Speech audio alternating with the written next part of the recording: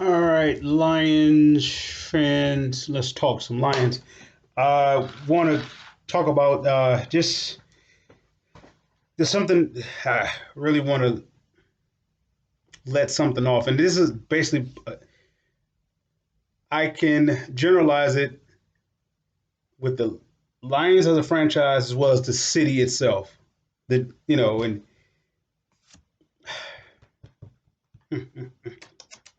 how do we do it? Okay, all right, okay. I'm going to present a question. What state of the franchise or what state of the atmosphere level is this franchise? You got a selection of three. Would you say it's a 16 and 0 type of franchise? We're talking about atmosphere, not fans, not players. From the ownership down, from the ownership ceiling on down, not from players, not from fans, and all that good stuff, or even the history of the players. We're talking about from the ownership on down. Is it 16 and 0 atmosphere type level? And what I mean by 16 and 0 is it we win. Oh, let's go this way. Is either your three selection is winning is the only option, which will be 16 and 0, or you could be an 8 and 8 franchise, which is we don't want to do what it takes to win, but we don't want to do what it takes to lose. So you're 8 and 8.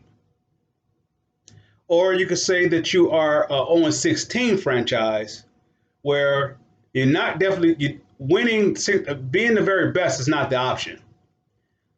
Being mediocre is like, it's something that you would like to be, but you really don't care if you get there. So being 0 and 16 is like, we don't care, we just got a team. So with that being said, what is the state of this franchise atmosphere? My take has always been since the Force took it over, has been 8 and 8. They don't want to do what it takes to win, but they don't want to. They do just enough not to lose. What I mean by that, they don't want to do what it takes to be a 16-0 franchise, which is expected. This 16, what I mean by 16-0, you are expected to win. They don't want that expectation, but they're not a 0-16 where you are expected to don't care, just don't lose. I mean, you don't care if you win, you just lose. You don't care. But this team, you notice it does this. It always be like an 8 and 8, 9 and 7.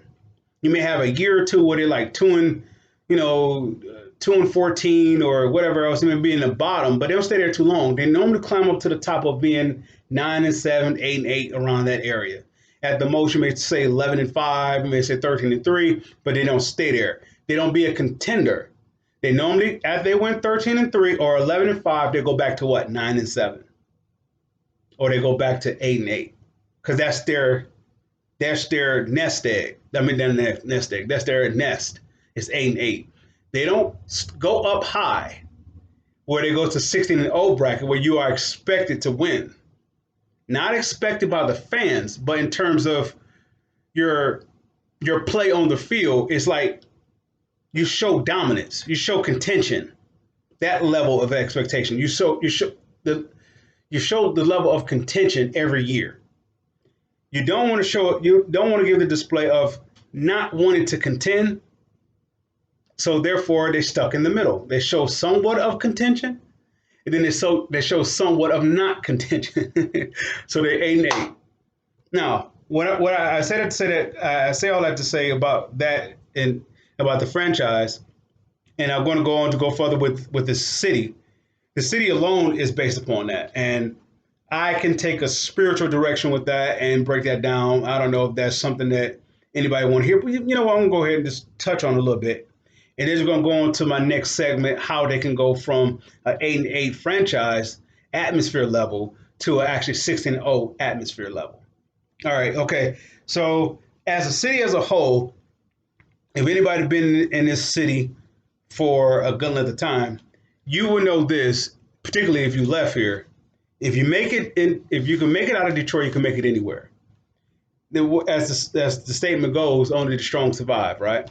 So Detroit is like it's like an uphill battling type city. And uphill battling is not the outskirts of what you see that's around you, it's on the inskirts inside your mind. If you could win the battle in your mind in this city, that you would, okay, you got two sides that you could pick. You could either pick always doing good or always doing evil, or you try to rattle that fence. Most cases with Detroiters or the state of Michigan, whatever the case may be, you could say they rattle the fence. They don't want to be too good, but they don't want to be too evil. If they be too good, majority of the people that they know have picking a side. They're in that middle of the pack. But at some point, you're going to have to pick a side. So normally, if you're in the middle with your group of your people, some will pick, the minority will pick good, the majority will pick the evil. So here you go in your head. You have to pick a side, which one you want to be on. And most of us, when we're in the middle, we go pick the evil side because we don't want to be alone. But we don't pick the good side because we don't have too many people over there that's good, that we have to meet a whole new crop of people. So that gets us out of what? Comfort. This is the reason why if you can make it out of Detroit, you can make it anywhere because it's a mental thing. We talk about spiritual forces. You can talk about all the different things. You can think about what the city allows as an atmosphere and everything else. So let's say, for example, if you take a team that actually won here, let's say you got the Tigers, you have the Red Wings, you have the Pistons that won here. Even if you're going to say the Shock, all right, whatever. But I could say that's an extension to the Pistons. But I would say you have the Tigers, the Red Wings, and the Pistons. Each one have won after coming from the bottom. Now, of course, you got the Tigers. They may have the glory days back when the city was booming. You got the Red Wings back in the glory days when they were booming, But then Tigers came back in '84. They won. The Red Wings came back in such years after the glory days of Gordie Howe. They came back up under the Steve Yzerman deal and they won. So you can say it's the same thing with Pistons. The Pistons, when they was a bottom seller, and then Isaiah got there, they were still a bottom seller. Then they rose to the top. Then they lost for so many years, and then they're able to do it again. All right. So what I'm saying like this, what I say about all that is to say, this city as a whole is mediocrity. It's 8-8. It's always stuck in the middle. It's very rare that you find somebody that sticks out to being good, because that will be a leader, right? You always find somebody that when they're 8-8, they stick to go to the evil side because that's where the followers are. That's why the evil will always draft or draw like this massive amount of the majority, because this is the place where nobody wants to be alone. But yet and still it's going to be miserable because everybody is evil. There's no good. So you're basically stealing from one another to survive. You see how that works? But you can't stay in the middle of the pack, which we would consider lukewarm. You can't stay there, because if you stay there, you can't. It's not that you can't move forward. It's like you want to be allowed to. Some situation that you'll be involved with will force you to pick a side, either to be good or evil. But being lukewarm for a little time, something within that situation will force you to pick a side. So now to go back to the Lions, how they can go from being an 8-8 mediocre franchise atmosphere to actually being a 16-0 franchise atmosphere. All right, let's say, for example, they got themselves out of a hole from being they're in the 8-8 bracket, right? But they made a move to allow them to put them in position to be 16-0, or they could put them in position to stay at 8-8. But within that situation, it's going to force them to either, the situation that they're in, let's say this way, the situation that they're in is going to force them to be 16-0 as a franchise, or it's going to force them to be 0-16. The situation that they made, let's say the Stafford trade, it put them in a situation, or put them in a position to be 0-16, a 16-0 franchise, or they could be a franchise that's 0-16. That's how big this deal is. So with that said, If they want to go from 8-8 to 16-0, they make this one move. This is what you call bold. That's why the stakes are high. Everybody can't. Everybody's not willing to do what it takes to be 16-0 to be great, because that will require you to separate from the middle of the pack and definitely not be over there where the majority is at with the evil.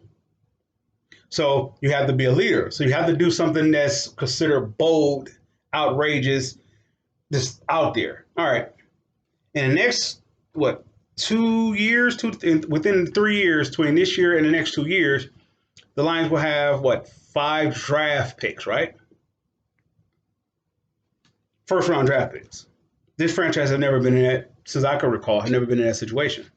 So now that's why I say they are in a perfect situation to go 0-16, or, I mean, go, no, forgive me, they can actually go 16-0, or they're going to go 0-16. If they stay where they are, they're going to go 0-16. If they do what they normally do, being an 8-8, they're going to go 0-16. They're going to actually get worse. Why? Because you got rid of your franchise quarterback and you got nothing in return.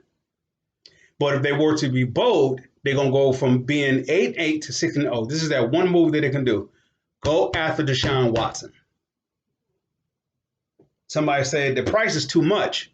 That's the whole point of it. The whole point of it, you're doing whatever it takes to win.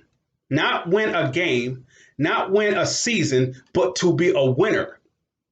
If you get Deshaun Watson, what that says to the other free agents, not mediocre free agents, not 0-16 free agents, but you're talking about 16-0 type free agents, the cream of the crop, marquee talent. What you're saying to them is this team is doing whatever it takes to win. This is not the same old team that's 8-8, which the same old team 8-8 is they will be content with Jared Goff as their quarterback for 4 years, 2 years, 4 years, whatever.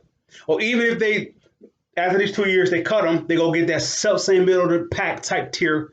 They don't reach for the stars. This is the reason why the Rams it's not about giving up a first round pick or first round picks. It's about reaching for the star. They want to be a title contender. Why? Because in LA, the stakes are high. In California, the stakes are high. It's not a mediocre town. The stakes are high. It's either you on top or you're not. So in other words, in LA, if your franchise is not aiming for the stars, then therefore nobody's going to come see you. So what's the point of having a franchise? What's the point of nobody's going to come give you anything? So the reason why the Lions is always stuck here and why they're stuck in misery, because they don't want to reach for the stars, but they think they're too good to be at the bottom. So they're stuck in the middle until they make a decision. And this bold decision would be take 3 first round. It doesn't matter what the fans say, because the average fan is stuck in mediocrity. That's as a personal generalizing fans in Detroit. They're stuck with mediocrity. This is the reason why whatever the Lions do, they can be optimistic about it one minute, the next minute they can criticize it the next. It doesn't matter what they do, because there is no reaching for the stars here. The average fan within their own personal life, they're stuck in the middle. They're stuck between being cold or hot. They're stuck in the middle. To be cold is to go with what everybody else is doing. Right? They will be on your right side. Everybody's over there. Everybody's doing this. Everybody's basically doing what it takes to survive. That's the 8 side. I mean, that's the cold side. But the ones that's willing to do what it takes to be hot, it requires you to have this, where the integrity, the bold, this where the stakes are high, because it costs you the goodness of good. It's going to cost you good. So you can't be in the middle where it's lukewarm at, where you don't have to pick a side, or you can't be where it's cold at, where everybody's at, because nobody wants to grow up and go to the next stage. So that's where all the crabs in the barrel is at. All the crabs in the barrel is in the lukewarm to cold area.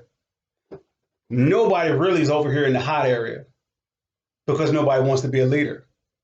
Nobody don't want to do something that's outside of the box. They want to do what's inside the box. That's why so selling, for example, whatever that's hot, the middle of the pack to the cold crowd always jumps on it and try to do it. But if you notice, they always jump on it when it's already licked dry. When the bowl is already licked dry and it's done. There's no more icing. There's no more good stuff in it. It's done. They jump on it in. Why? Because they lukewarm and they're too afraid. So okay, if you jump over to the hot side, be a leader where you're basically out there by yourself and you're going outside of the box. You're going to be the first one to see the new wave before it gets there.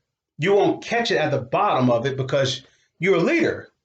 The leader always has the foresight. It can see everything coming before it gets there because it's willing to do whatever it takes to what? Be ahead. And not do whatever it takes in terms of doing something immorally wrong or doing something of disjustice or doing something that's downright bona fide as evil. No, they're doing whatever it takes to be good. And they will always be rewarded. Any person that does what they have to do to get that initiative, that quick lick, that quick score, they always fall apart. Their success is minimized at the it starts off good, then it falls apart. The bottom falls out instantly.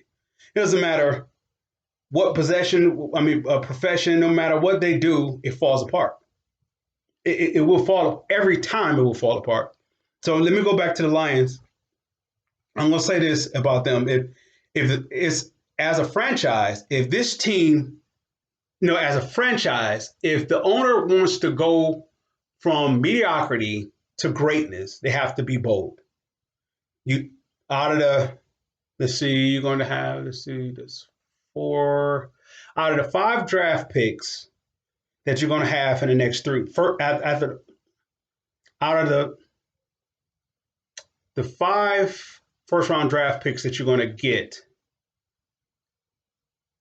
in these next 3 years, I'm taking 3 of them, and I am trading for Deshaun Watson. That's what I'm doing. I'm taking 3 of them, and maybe if I had to trade a player or so, I'll do it. Now, somebody say, "Well, we got to talk? We got to talk to the Rams about Deshaun Watson."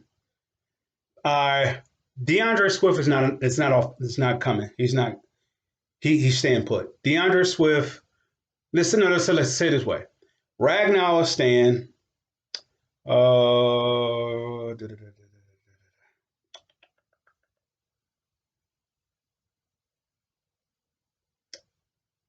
And I want to say Ragnow and Hockenson, they're staying. Everybody else can go. Everybody else is tradable. Ragnow and Hockenson. And I don't think they could be able to trade Trey Flowers. Trey Flowers is good. I will keep him regardless. That's my guy. So, but Ragnow, Hockenson is the only pieces that I'm not trading. Everybody else is tradable. Even DeAndre Swift. And DeAndre Swift is a close third to not be what I would consider untradeable. He's close. He's really close. But he hasn't shown it on that level as a Ragnow. And what Hockenson is going to do, Hockenson is not a content player. He want to keep getting better. What he did this year is something, but next year is going to be even better. Even if the team is 8-8, he's going to take that next step forward, whatever. So, and then of course, by the time his contract is up, he will be ready to excel on a 16-0 type level team. So he may be leaving. So if the Lions don't do what it takes to get to 16-0 as a franchise, as an atmosphere where 16-0 standards, like losing is not optional. Until they get there, they're going to lose marquee talent such as like a Hockenson or a Ragnow when their contracts are up. Because those type of players want to excel. They want to continue to grow and get better. That's why they are on an 8-8 roster. That's why they are the best now, because they aim to get better. They aim to achieve higher heights. So if you're on a team that's 8-8, you can see if you're up under a franchise that's mediocrity, that's okay with just being 500, you're going to leave them. That's the reason why Calvin Johnson, Barry Sanders, and Ndamukong Suh left. That's the very reason, because they're too good for the city. And somebody will say, well, Matt Patricia and everything else. And I will say this about this. I guarantee you Matt Patricia will be I guarantee you he's going to be a better, wherever he go, whatever he do, he's going to be a better head coach, better whatever than he was here. People say because he learned from mistakes. And it's not that. It's the simple fact that he went to an organization that was okay with 500, being 500. The attitude of being lukewarm. They don't want to do what is necessary to go higher. And they're definitely afraid to go lower. So they're stuck in the middle. Until that changes, that's the cusp of this city. There's a very good reason why Detroit. Okay, look at it this way. When Detroit was ever successful, I mean, you're talking about you got two stints that I could think of. You have the Ford Motor Company from the ground up, and then you have the Motown music. All right, you got those two. They was very successful, where they're not just successful in the United States, all around the world successful. It's international. The reason why, because they aimed for the stars. They aimed for the stars at that time, but since then, those two things dwindled because they stopped aiming for the stars. They didn't do whatever they're not willing to do. They're not willing to take the next progressional step to be great. That's why they decline. So they do just enough to stand afloat. They don't because they refuse to go back to where they came from when they first got started from nothing. So they do just enough to stay in the middle.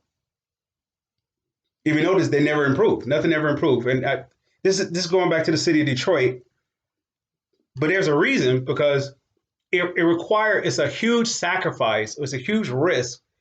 It's a huge stretch and reach to go for the stars. When somebody could say, like, well, how come the Lions never go after those players? Well, for one, when those players are free agents, marquee free agents, they don't want to come here.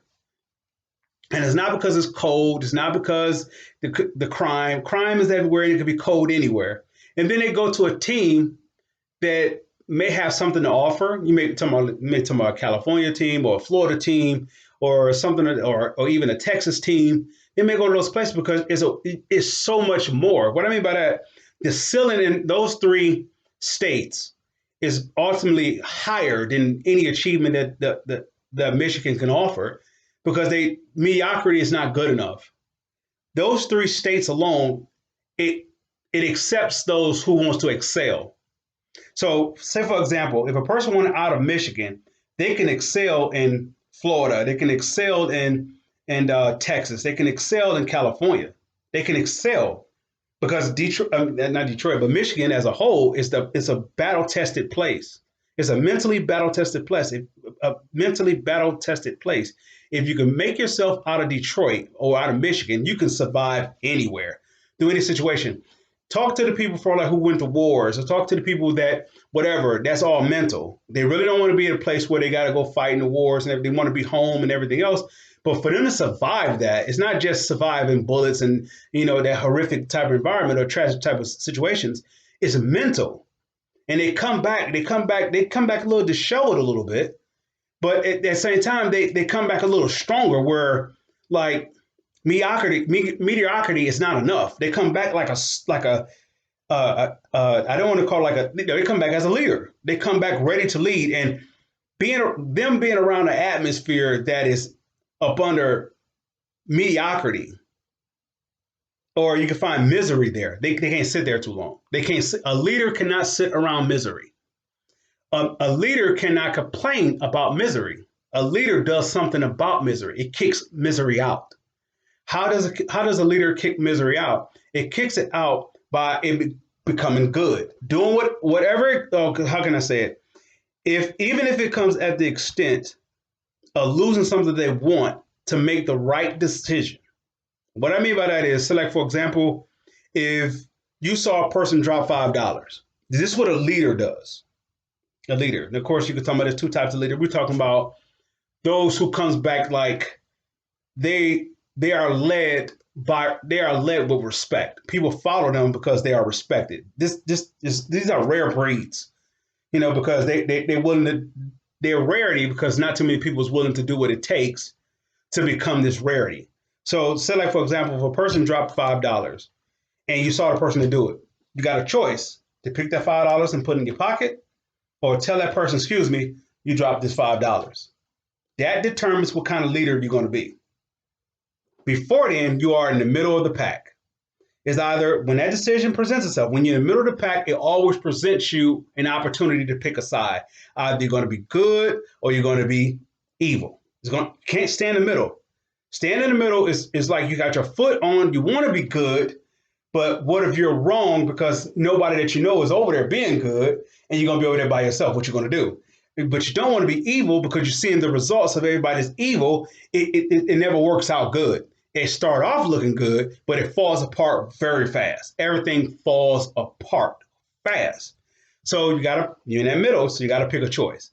So if you want to be ahead of the curve, well, you're never at the end, or you're never part of the crabs in the barrel, to never be a part of the crabs in the barrel, or not to be 500, or to be mediocrity. When you be presented in that situation where you see a person that say like a person drops something, or like something that you can take as your own, and you look at it that's valuable. You can make that choice to say give it to them, where it's a risk that you will never get that back, the opportunity back in return, or and you can say like, or it's the risk of if you take it, that everything you get, you have a hole in your pocket. Yeah, you initially got that $5 in your pocket, but from that point on, everything you get, you're gonna have a hole in your pocket. You become cursed. You can either become the blessed or become cursed. You're in the middle of the pack, right there. So the Lions has this thing. They at this perfect place, going back to the sports thing. Like I said, I'm going to do it at generalizing from the city. I'm all over the place with this one. So, but as a franchise that can go from mediocrity, which is 500, they're too good to be 0-16, but they're too bad to be 16-0. So if they want to take that next leap, it's going to require them to reach for the stars. They're going to have to be bold. This is why teams like the Rams is no longer going to be a bottom seller team, because they want to reach for the stars. They're reaching for it. Actually, they have to. Being in California, it kind of demands it. If you're going to have this franchise and you have let's say, arena that's sitting like 50,000 and nobody's there, you're losing money. You're losing money because you got to play the players that you have. And the reason why you could pay them is because people are paying to see them. But if nobody wants to see them, you're losing. You're stuck. So you have to pay to play in California. That's why they say what it takes, what it's going to take, because nobody's trying to come here because we're a losing franchise. What it's going to take? You're going to have to give them a reason to come here. All right, what it's going to take? Be bold. All right. We got something to build off of. Remember, since the Greatest Show on Turf, and I don't know if that was St. Louis when they was doing that. I'm not sure where they were. But after the Greatest Show on Turf, what happened? If you look at when Jeff Fisher took over the team, they was in the bottom of the ceiling every year. Bottom of the ceiling. But they was getting first round picks. And then they drafted Aaron Donald. They was getting some. What Jeff Fisher brought there, he brought them the same thing what Matt Patricia brought here. He brought a change of atmosphere. Now, by the time they got McVay, people say, well, McVay was able to do it. But McVay wasn't able to do it by himself without Jeff Fisher. Jeff Fisher brought the atmosphere that he came from when he came from Tennessee, came from the Titans. And he brought that atmosphere, which is what was above, it was like a middle of the pack type atmosphere. But with that atmosphere over there in Tennessee, even though they went to the Super Bowl and so forth, he was there when they did it. And he was able to bring that atmosphere over there to the Rams, even though he couldn't take the next step forward. He put them in a place where all the dirty work they don't have to do. That's what Matt Patricia and Bob Quinn did here. They don't have to do the dirty work.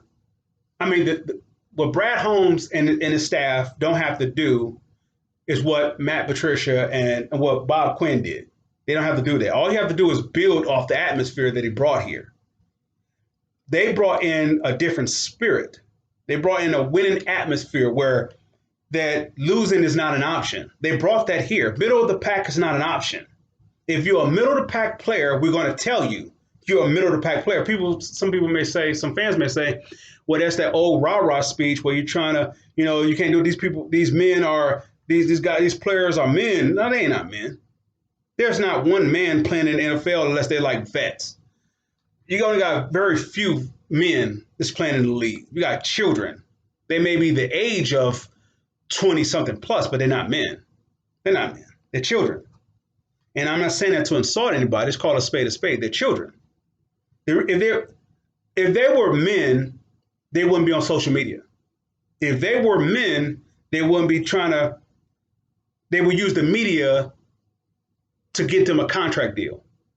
They wouldn't have to use kiddish tactics to get it done. If they're a man, their value speaks, because the amount of integrity that you have put into your respectability or your accountability is what they're paying you for. So now you can go into the office and say, this is my resume. My resume is not on the field. It's who I am as a person.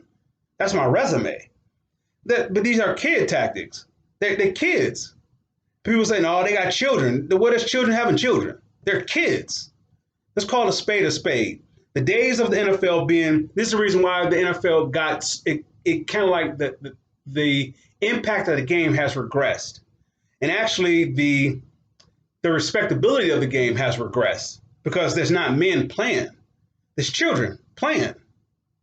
You're paying kids millions of dollars to do what? To be a kid. So they can complain about when they don't get what they want. They just sign. How about this? You just sign an extension, and then you get a new sense of direction. Instead of you like whatever it takes. If you're a man, like whatever. The new director is not going to change me. I'm not going to change me in terms of that you be rebellious or be defiant, but not going to change you because if you're respectable or if you have integrity, if you are a man, you can't be moved. You're still going to have that respect from this new direction. Is going to respect you because of what you laid down. If you didn't lay down anything, you're going to huff and puff. You're going to complain. So if a guy signs a contract and all of a sudden the new direction comes in and say, everybody, okay, we went from we could do whatever you want, and now we're going to have a little bit of structure. Oh, I want out of here. I got to get out of here. And what they're not talking to the ownership in a way to make it work, to make it workable. They're trying to go to the media and everything else. I demand your child. That's like a kid going to a toy store, and the parent is trying to teach the child, okay, you got your allowance. Now, what do you want to do? Do you want to spend your allowance now or save it? You could buy this one toy or save up a little bit more, and you can buy 10 toys. What do you want to do?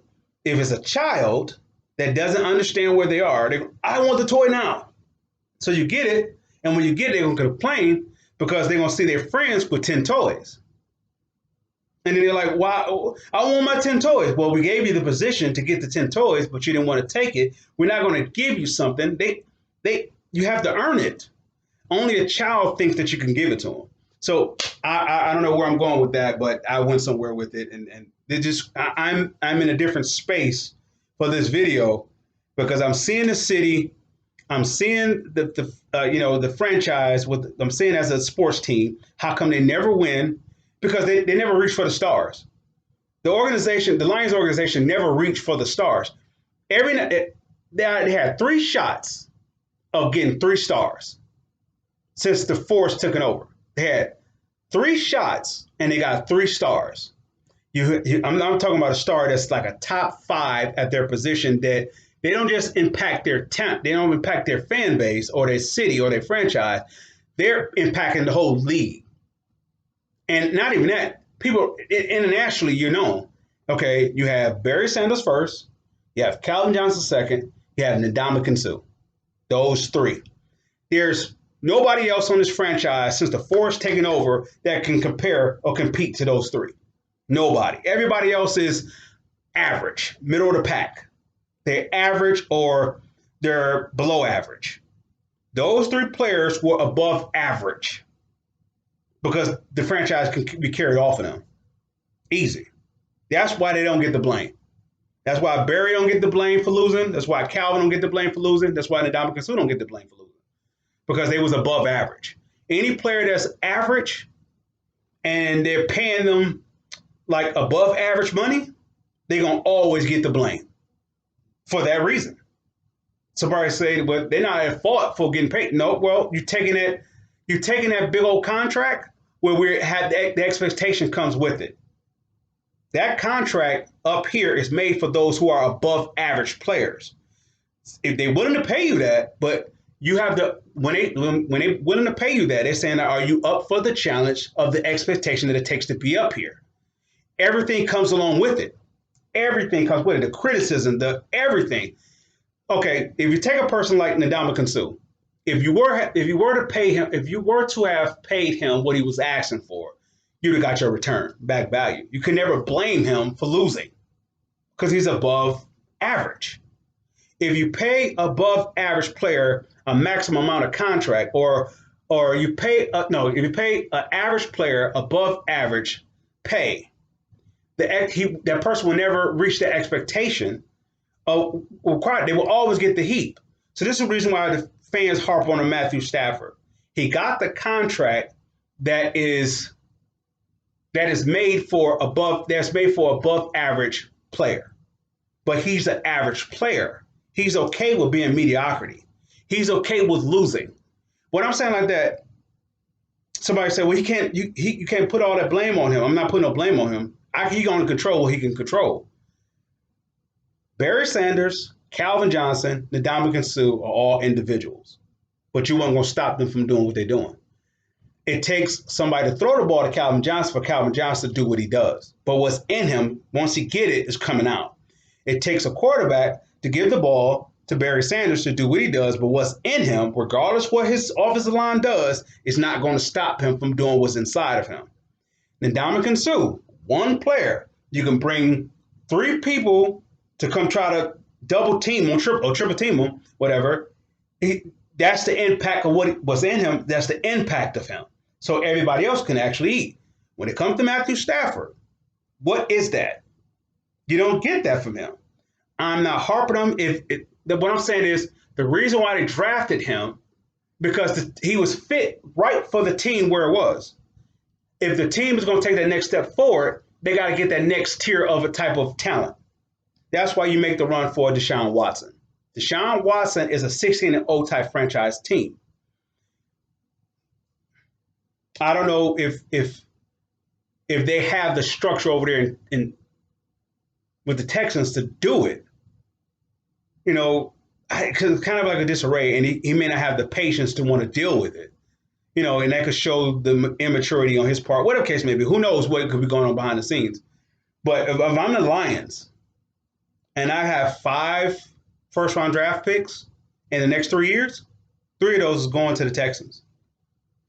3 of those going to the Texans, or 2 of those and the players. Any player other than Ragnow and Hockenson, they can have. Any player other than Ragnow and Hockenson, they can have. Period. Any player other than Ragnow and Hockenson, they can have. I'm not signing back no Kenny Golladay. I don't have to worry about Trey Flowers because they're not going to take him. And Halapoulivaati Vaitai is going to be the most improved player on the Lions team, unless they trade him or something like that. But he will be the most improved player on the Lions team, guaranteed. Halapoulivaati Vaitai, remember that name. The one they thought everybody said he was a bust for all the money. He's going to be the most improved player on their team. The most improved player on their team. But anyway, that's my little spiel, Lions fans. This is going to be my part 2 of the State of the Franchise video. I salute.